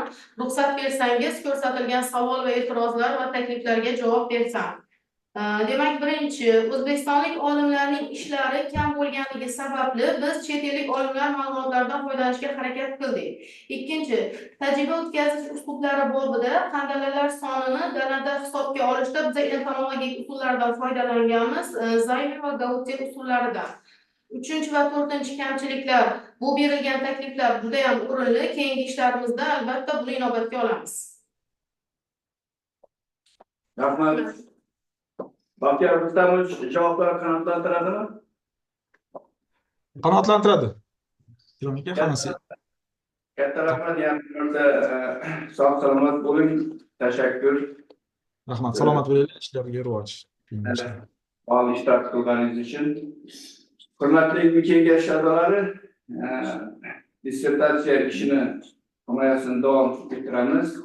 Endi so'z dissertatsiya ishi bo'yicha ikkinchi rasmiy opponent Xorazm Ma'mun akademiyasi termitlar tarqalishini oldini olish va ularga qarshi kurash laboratoriyasiga ilmiy xodimi, biologiya fanlari bo'yicha falsafa doktori Do'stchava Manzura Bobojonovnaga beriladi. Marhamat. Manzura endi birinchi rasmiy opponent Baxtiyor Rustamovich tomonidan juda yaxshi bir tahlil qilib ma'qul berildi. Shuning uchun vaqtni ekonom qilish maqsadida faqat shu taklif yoki boshqa kamchiliklar ko'rsatgan bo'lsangiz, shuna bir to'xtalib o'tsangiz. Xorazm Ma'mun akademiyasi erkin izlanishi Yusupova Saodat Quvondiqovaning 03-0006 zoologiya ixtisosligidan biologiya fanlari falsafa doktori PhD ilmiy darajasini olish uchun taqdim etilgan Xorazm viloyatida g'alla ekinlar agrobiotsinozi yarim qattiqqanotlarning literatura sistematik tahlili va bioekologiyasi mavzusidagi dissertatsiya ishiga takriz.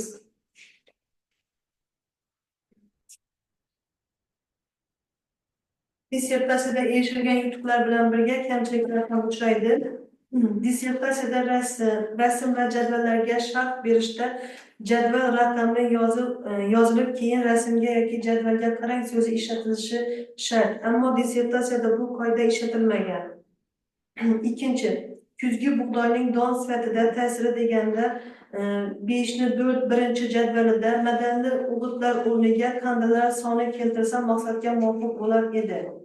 Uchinchi, kandalarning g'alla ekinlari zarar keltirish darajasi bobida integreps turi bilan cheklanganligi vaholanki 14 ta dominant turi ko'rsatib o'tilgan.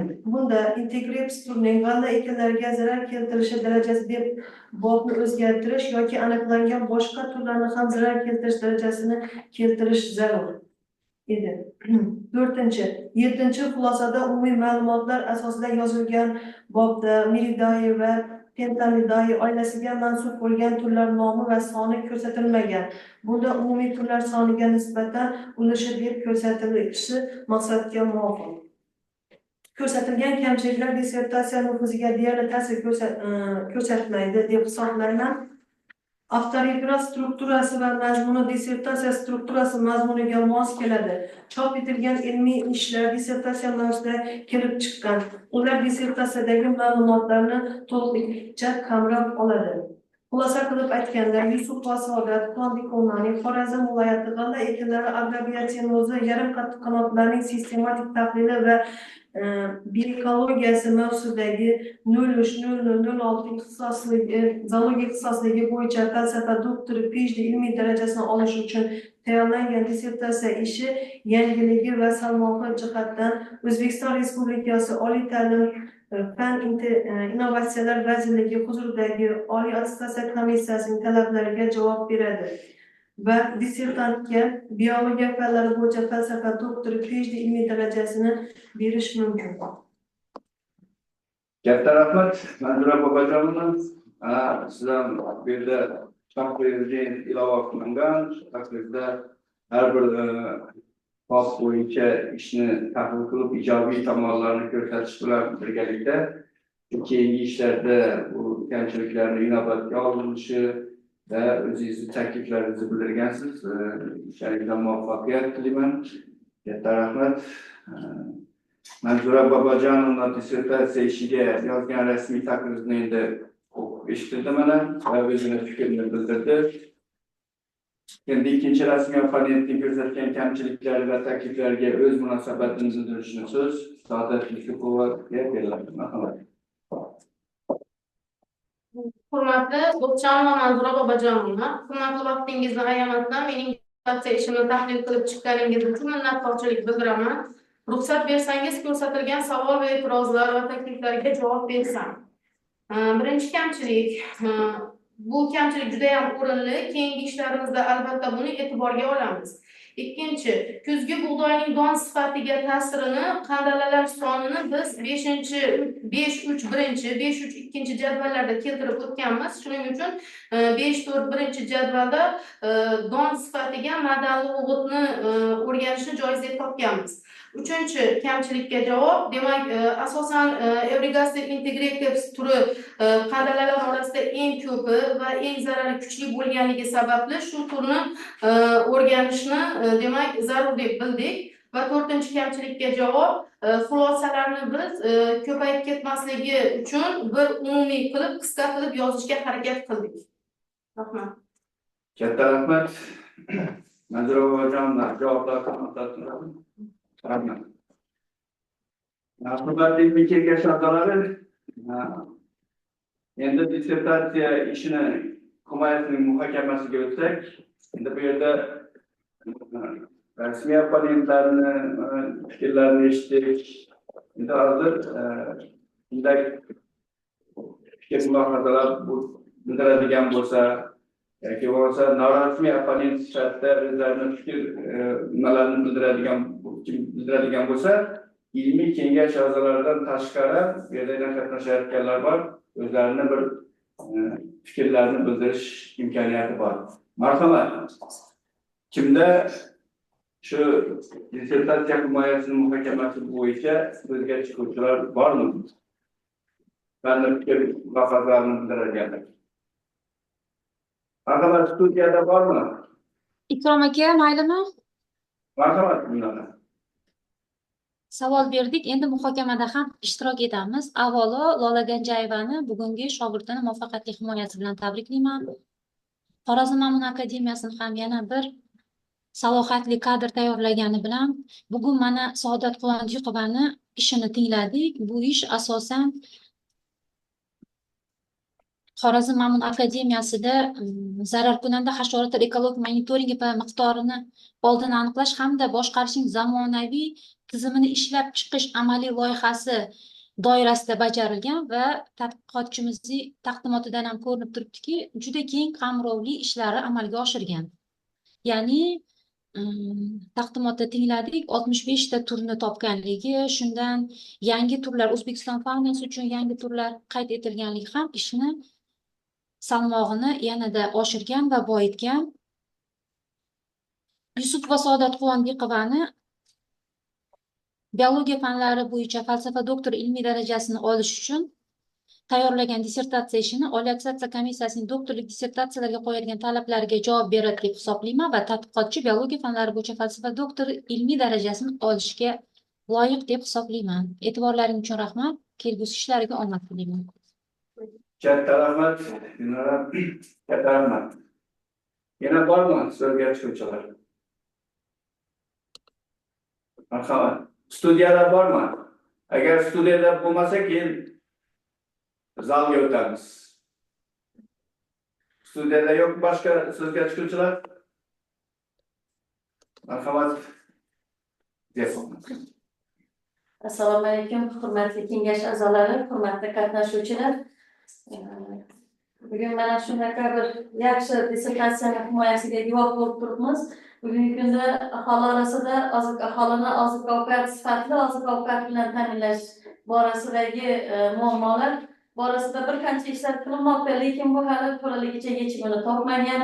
Bu borada zararkunandalarning o'rni ham beqiyos. Mana shuni nuqtai nazardan olib bugungi kundagi tanlangan mavzu bugungi kun uchun haqiqatdan ham dolzarb ekanligi, ayniqsa Xorazm hududi uchun tuproq iqlim sharoiti o'ziga xos injiq bo'lgan hudud, tuproq sharoiti, iqlim sharoiti o'ziga yarasha boshqa hududlardan farq qilgan hududda mana bu oziq-ovqat mahsulotlarini zararkunandalarga qarshi kurash borasida ham bu ishni o'rni beqiyos deb hisoblaymiz. Bu yerda qilingan ishda haqiqatdan ham katta hajmdagi ish qilinganligini guvohimiz. Bu yerda yana ishni olib borish jarayonida ilmiy rahbarni hamda dissertantni ham alohida ta'kidlab o'tishni joiz deb bilaman, chunki bitta o'simlik emas, ham sholi dalasi, ham tritikali dalasi, ham bug'doy dalalarida, Xorazm hududining chekka hududlari, tumanlarida ham shu ayol boshlari bilan birgalikda, ustozi bilan birgalikda mana shu mashaqqatli mehnatlarni qilganligini yuqori baholayman.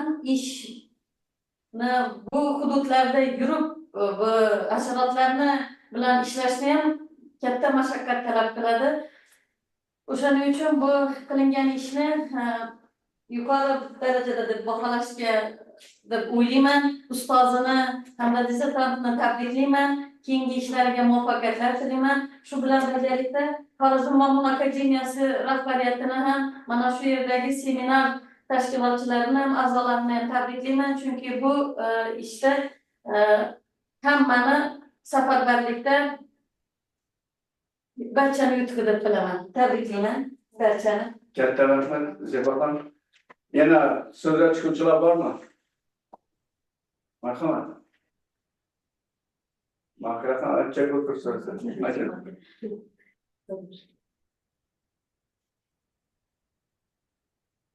Assalomu alaykum, hurmatli ilmiy kengash a'zolari, raisi. Barchangizni bugungi kun bilan xayrli kun bilan tabriklayman. Yusupova Saodatjon Quvondiqovani bugungi dissertatsiya himoyasida o'qibmiz. Himoya juda ham ajoyib bo'ldi. Birinchidan ana shu mavzu juda ham dolzarb tanlangan deb o'ylayman, chunki hozirgi kunda dalalarda yoki bo'lmasa agratsionozlarda zararkunandalarning ko'payib ketishi munosabati bilan hosildorlikning pasayishi kuzatilmoqda. Shuning uchun shuncha tur 65 madi, 65 zararkunanda tur va ularning aniqlanishi bu juda ham qiyin masala. Turning aniqlanishi bu oson narsa emas. Shuning uchun 65 tur zararkunanda tur sifatida qayd qilindi. Kelgusida fermerlar uchun yoki bo'lmasa ana bog'dorchilik yo'nalishidagi ishlab turgan odamlar uchun ana shu zararkunanda turlarning aniqlanishi menimcha uslubiy qo'llanma sifatida asqatadi deb o'ylayman. Kelgusi ishlarni omad tilayman. Kursdosh sifatida studentlik vaqtimizdan beri taniymiz Sadatjonni. Shuning uchun yana bir narsa bilan tabriklayman. Jonkuyar ustoz sifatida Sadatjonni taniymiz. Menimcha butun respublikadan bo'lsa kerak Sadatjonni, chunki buni hozirgi kunda tayyorlab turgan abituriyentlari butun respublikada nima deydi? O'zini faoliyatini olib borib turibdilar. Har yili shogirdlari nima bo'ladi? Hozir yana bir narsa bilan o'rta maxsus va professional ta'lim a'lochisi ko'krak nishonidan berildi menimcha bu yil. Ana shu bilan ham tabriklab o'tishni joiz deb topdim. Tabriklayman. Bunday ko'krak nishonlarni ham ko'pisini olib yurish nasib qilsin. Rahmat. Bu ilgili ne var ekan kızımız? Kaldı ekan aytmaydın. Tabriklaymiz. Fırsatınız. Tabriklayman. Bundan da yüksek mükafatlarını almış ders olarsın. Kimde var yine? Sizden çıkıntılar var mı? Bu masada Gülnara Yetarli. O'zingiz yakunlashingiz mumkin. Hakikaten bana dissertantımızın şu mevzulardan kelib chiqib, olib borgan tadqiqotlari, taqdimoti, savol javoblari, rasmiy opponentlarimizning fikrlari, so'zga chiquvchilarni hammasini nimalarni tahlil qilgan holda hakikaten aytib o'taman. Zeboxon ham aytib o'tdi, bugungi kunda butun dunyoda, shu jumladan Xorazm viloyatida ham respublikamizda oziq-ovqat va uning xavfsizligi juda muhim ahamiyatga ega. Chunki fermerlar bugungi kunda paxta monokulturasidan cheklanish asosida g'alla o'simliklarni ekish ko'paygan. Bu birinchi o'rinda turadi, chunki oziq-ovqat yetishtirish, aholini soni kundan-kunga ko'payish bilan birgalikda bu mahsulotlarni yetishtirish, uning xavfsizligini ta'minlash birinchi o'rinda turadi. Va bugungi kunda bu zararkunanda hasharotlarning ko'payib borishi, bu hasharotlar chegara bilmas bo'ladi. Bu xohlagan davlatdan o'tib, bu entomofag bo'ladimi, fitofag bo'ladimi, qat'iy nazar bugungi kunda mana dehqonlarimiz tomonidan yetishtiriladigan mahsulotlarga katta zarar yetkazyapti. Tadqiqotchimiz shu fitofaglarni, ularning trofik aloqalarini o'rgangan. Men bu yerda bir narsani bejiz aytmadim. Biza bir fanda bir narsaga qat'iy yopishib olmasligimiz kerak. Monofag bo'ladimi, yoki polifag bo'ladimi? Albatta bu oldinlari olimlar tomonidan belgilangan. Shu oilaga yoki bo'lmasa shu turga xos o'simliklar oziqlanadi. Monofaglar masalan. Keyingi nimaga o'tganmi, boshqa oziqani tanlaganmi, tanlamaganmi? Albatta keyingi ishlarimizda olimlar bu tomonni e'tiborga olish xususiyatga qo'yman. Chunki o'zgarish bo'lishi mumkin turlarda. Bu boshqa trofik o'zgarishlarga, boshqa bir o'simliklar bilan oziqlanish nimasiga o'tgan bo'lishi mumkin. Albatta Sadatjon buni keyingi ishlaringizda albatta bir inobatga olsangiz, bu fanga bir yangi ketgan bo'lasiz degan umiddaman. Umuman juda muhim ishlarni amalga oshirgansiz. Yana bir keyingi ishlaringizda bir shuni tavsiya qilib qolaman. Bu fermerlar uchun, dehqonlar uchun muhim ahamiyatga ega bir qo'llanma sifatida, tavsiyanoma sifatida zararkunanda qaysi shu donli o'simliklarni, dallar o'simliklarni qaysi vegetativ yoki generativ a'zolarga zarar keltiradi, qanday chora tadbirlar qo'llash kerak bo'yicha bir yon daftarchasi, cho'ntakda olib yuradigan bir uslubiy qo'llanma sifatida tavsiyanoma chiqarsangizlar, bu yana bir shu dehqonlarimiz uchun bir yaxshi bir nima bo'ladi. Yoki bo'lmasa, to'g'ri preparatlar o'zgarib turadi, bu doimiy nima emas, chunki unga moslashishi mumkin. Albatta shunga yaqin действующие вещества umumiy bo'ladigan preparat sifatida nimalarni nima qilsangizlar, biologik kurash bo'yicha mana imtihon faktlarini bir ko'rsatib bersangizlar, ishni bu asosiy dissertatsiya qilishimizdan maqsad nima? Ilmiy ish qilishimizdan asosiy maqsad shu fanga bir yangilik kiritish yoki bo'lmasa hududning muammosini yechib berishimizdan iborat. Shu bilan biza olimli ish ko'zga ko'rinadi. Agar biz shu dehqonlarga, fermer xo'jaliklarga bir shunday o'zlarimizni yordamimizni ko'rsatsak, yanada bir nima bo'ladi. Ish yaxshi qilingan, faqat shuningdek joylarga biza yetkazib berish muhim ahamiyat deb hisoblayman. Yuqoridagi rasmiy opponentlarimizni takliflaridan bildirgan xulosalardan, mana sizga chiqqan hamkasblarimizni bildirgan fikrlaridan kelib chiqqan holda men ham ishni qo'llab-quvvatlayman. Dissertatsiya bilan juda yaqindan tanishib chiqdim. Mana Oliy attestatsiya komissiyasi tomonidan qo'yilgan barcha talablarga javob beradi va shu 03.00.06 zoologiya ixtisosligi bo'yicha falsafa, biologiya fanlari bo'yicha falsafa doktori ilmiy darajasini olishga loyiq deb hisoblayman va ilmiy kengash a'zolarini ham buni qo'llab-quvvatlashga chaqirib qolaman. Rahmat. Boshqa yo'qmi sizga chiquvchilar? Yetarlimi? Rahmat. Ilmiy kengash a'zolari yetarli bo'ladigan bo'lsa, endi so'zga chiquvchilar, keyingi bosqichga o'tamiz.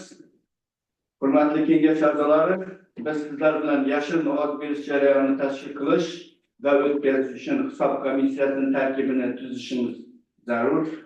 Hisob komissiyasi tarkibi 3 kishidan iborat bo'lsin degan taklif tushyapti. Son jihatdan e'tirozlar bormi? Yoki ko'paytiradimi? Shu 3 yetadimi? Yetadi. Rahmat.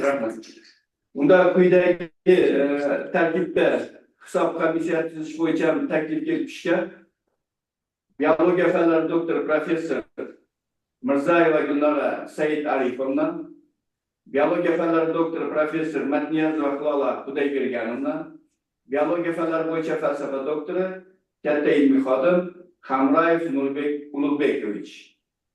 Hisob komissiyasiga nomzodlar bo'yicha qanday takliflar bor? Shu nomzodlar ma'qulmi? Ma'qul. Rahmat. Demak, tasdiqlansin degan taklif tushyapti. Kim ushbu tartib bo'yicha hisob komissiyasi saylanishini ma'qullasa, ovoz berishini so'rayman. Qarshi, betaraf, yo'q. Rahmat. Demak, taklif qabul qilindi.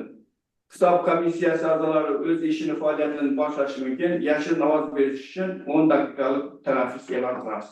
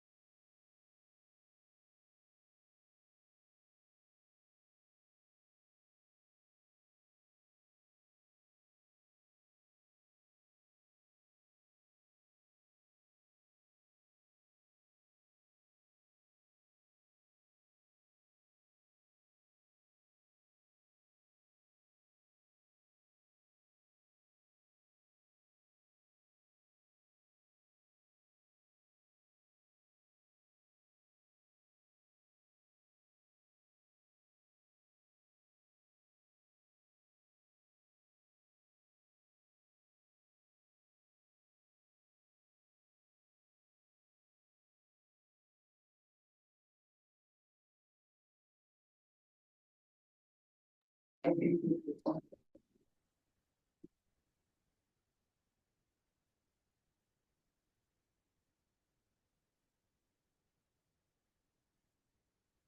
kengash a'zolari, kengash majlisini davom ettiramiz. Hisob komissiyasini yashirin ovoz berish natijalarini e'lon qilish uchun so'z Hisob komissiyasi raisi, biologiya fanlari doktor, professor Mirzayeva Gulnora Said-Arifovaga beriladi. Marhamat, Gulnora Said-Arifova. Gulnora eshitilyaptimi?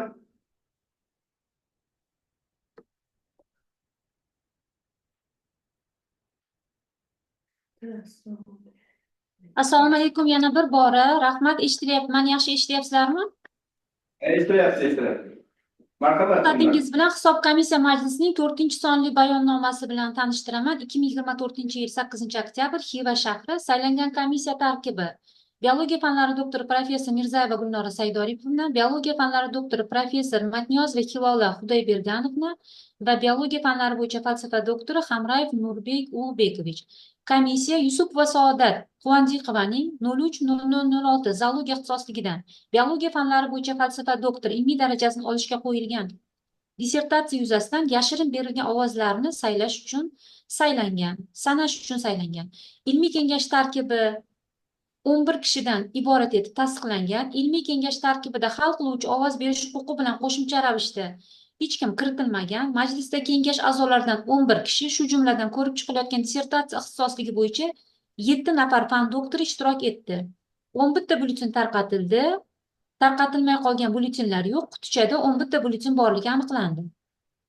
Ovoz berish natijalari: Yusuf va Saodat Quvandikovaning 030006 zoologiya ixtisosligidan biologiya fanlari bo'yicha falsafa doktori PhD ilmiy darajasini berish bo'yicha quyidagi ovoz berildi. Ya'ni tarafdorlar 11 ta, 100%, qarshilar yo'q, yaroqsiz deb topilgan byulletenlar yo'q. Hisob komissiyasi raisi Mirzayeva Gulnora Saidoripovna, a'zolari Matjonova Hilola Xudoyberganovna va Hamrayev Nurbek Ulbekovichlar. E'tiborlaringiz uchun rahmat. Katta rahmat Gulnora Said-Arifovna. Hurmatli ilmiy kengash a'zolari, hisob komissiyasi raisiga savollar bormi? Yo'q. Savollar bo'lmasa, hisob komissiyasining bayonnomasini tasdiqlash haqidagi taklifga ilmiy kengash a'zolarining ovoz berishini so'rayman. Qarshi, betaraf, yo'q. Taklif bir ovozdan qabul qilindi. Rahmat. Endi dissertatsiyaning tasnifiy belgilarini belgilab olsak, kengash tomonidan xulosa loyihasi va tasnifiy belgilar tayyorlangan va sizlarga tarqatilgan. Hammaning qo'llaringizda bor. Ushbu dissertatsiyaning tasnifiy belgilari bo'yicha kimda qanday takliflar bor?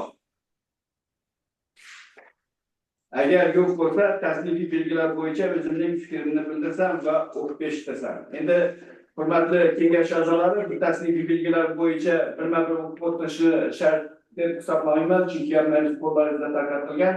Faqat belgilarni ko'rsatib o'tsam. Rozimisizlar? Rahmat. Demak, tasnifiy belgilar bo'yicha birni birinchisi, ikkinchini birinchisi, 3ni birinchisi, yo 3ni ikkinchisi kechirasizlar. 4ni ikkinchisi, 5-ni ikkinchisi, 6-ni birinchisi. Ma'qulmi?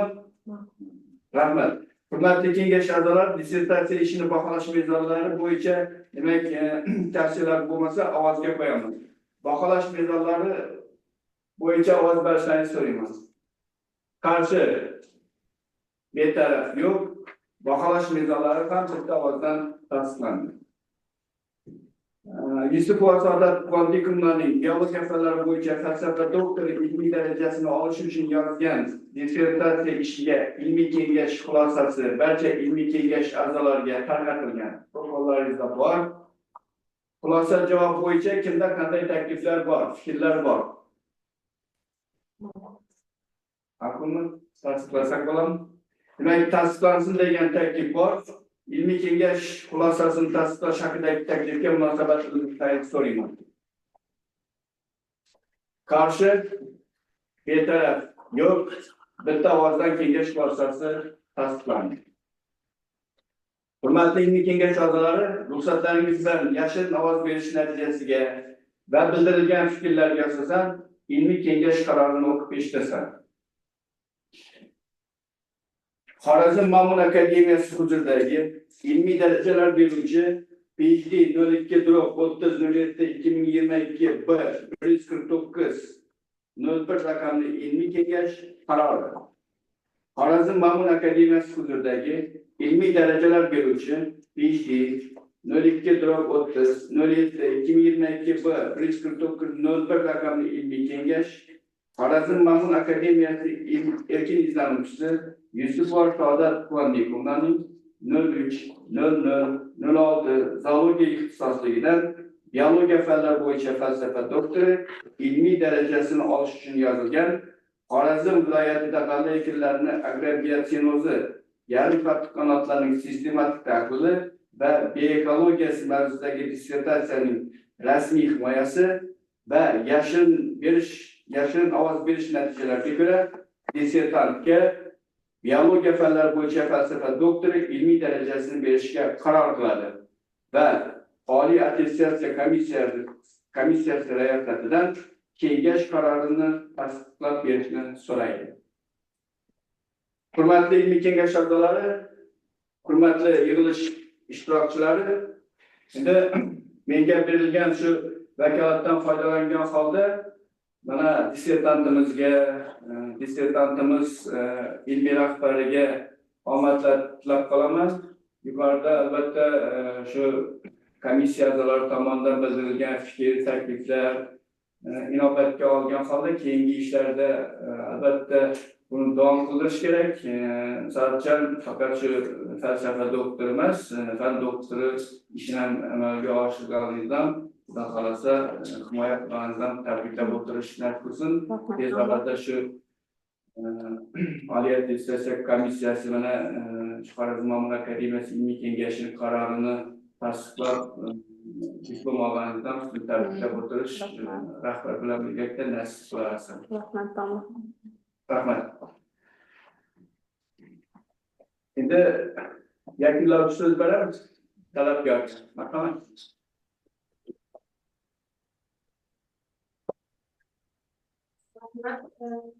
Hurmatli ilmiy kengash raisi va a'zolariga, hurmatli ustozimga, oila a'zolarimga, turmush o'rtog'imga katta rahmat va opponentlarimga, shu yerda so'zga chiqqan ustozlarim va dugonalarimga o'z minnatdorchiligimni bildiraman. Ishlaringizda omad, vaqtingizni ayamasdan meni qo'llab-quvvatlash uchun kelgan barcha yaqinlarimga o'z minnatdorchiligimni bildiraman. Men ham sizlarning yaxshi kunlaringizda doimlar xizmatda bo'ling. İşlerinizde omad hammangizni. Bu ko'rsatman. Katta rahmat. Rahmat sizlarga. Katta. Hurmatli kengash a'zolari o'tiring. Hurmatli kengash a'zolari, bugungi ilmiy kengashimiz kun tartibiga kiritilgan birinchi masala ko'rib chiqildi. Kengash ishini olib borish bo'yicha qanday taklif va mulohazalar bor? Juda yaxshi olib borilishi. Ikrom aka, maylimi so'zga chiqsam? Marhamat. Avvalambor bugungi kengash juda ham chiroyli, mazmunli olib borildi va Saodat Quvandiyevani muvaffaqiyatli himoyasi bilan tabriklaymiz. Ustozlari Lola Ganjayevani ham shogird tayyorlash ishlari bardavom bo'lsin. Fursatdan foydalanib butun Xorazm Ma'mun akademiyasi jamoasini, qolaversa Abdullayev Ikrom Iskandarovichni farzandlari Iskandarov Abdulla Ikromovichni Oliy attestatsiya komissiyasining 2024-yil 27 sentyabr 361-son bayonnomasi bilan biologiya fanlari bo'yicha falsafa doktori ilmiy darajasi diplomini olgani bilan tabriklayman. Albatta har bir ota-onani faxri bu farzandini baxti kamolini ko'rish. Barchamizga shunaqa farzandlar yutug'i nasib qilsin. Ikrom aka, sizni alohida tabriklayman. Bu jamoani ham yutug'i, butun jamoani ham tabriklayman. Kelgusi ishlaringizga omad tilayman. Katta rahmat. Mana sizlarni shunday yutuqlardan, farzandlaringiz yutuqlaridan tabriklab o'tirish menga nasib qilsin. Katta rahmat Gulnora. Rahmat. Endi hayajonlanib ketdik endi. Ikrom aka, tabriklaymiz. Yutuqlar bardavom. Men ham vakolatimdan foydalandim. Zoologiya ilmiy kengashining ilmiy kotibi sifatida diplomni oldik va taqdim etdik. Tabriklaymiz. Katta rahmat, katta rahmat.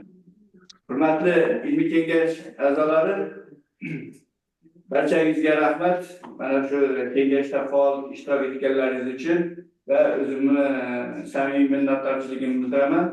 Va bugungi 5-sonli majlis ishini yopiq deb e'lon qilaman. E'tiborlaringiz uchun rahmat. Endi hurmatli ilmiy kengash a'zolari, keyingi ikkinchi masala bo'ladi. Endi ertangi vaqtlaringizni olib o'tirmaslik maqsadida bilan shu kun tartibiga kiritgan edik. Shavkat aka, assalomu alaykum. Manga gapirilarmi? Domla, yaxshimisiz? Rahmat. Sog' salomat bo'ling, sog' salomat bo'ling domla. Sog' bo'linglar hammanglar. Endi ikkinchi yig'ilishimiz ham bor domla hozir. Ruxsat bersangizlar. Assalomu alaykum hurmatli Xorazm Mamlakat Akademiyasi huzuridagi ilmiy darajalar beruvchi PhD 02/30/07/2022 B 149/01 raqamli ilmiy kengash a'zolari bugungi ilmiy kengash majlisimizda 11 nafar a'zodan 11 nafar ishtirok etmoqda. Quorum bor. Kengash o'z ishini boshlash vakolatiga ega. Majlisni ochish uchun qanday takliflar bor? Ma'qullansin. Rahmat. Kengash o'z ishini boshlash vakolatiga ega. Ochilsin degan takliflar tushyapti. E'tirozlar bo'lmasa, ovoz berishlaringizni so'rayman. Qarshi, betaraf yo'q. Rahmat. Xorazm Mamlakat Akademiyasi huzuridagi ilmiy darajalar beruvchi PhD 02/30/07/2022 B 149/01 6-raqamli ilmiy kengash majlisi ochiq deb e'lon qilinadi.